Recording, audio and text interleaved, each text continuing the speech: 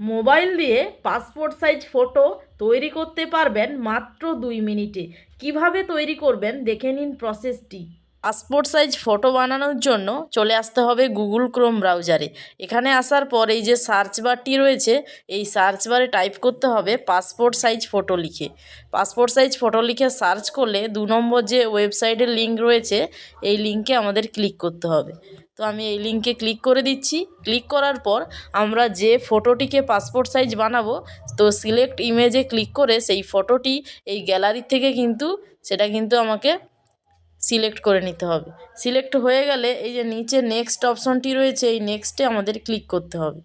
নেক্সটে ক্লিক করার পর এখান থেকে আমরা ফটোটি ক্রপ করে নেব। ক্রপ করার পর নিচে যে অপশনটি রয়েছে দেখুন, সেভ অ্যান্ড নেক্সট, এই অপশনটিতে আমাদের ক্লিক করতে হবে। সেভ অ্যান্ড নেক্সটে ক্লিক করার পর দেখুন এখানে পাসপোর্ট সাইজ ফটো রেডি হয়ে গেছে।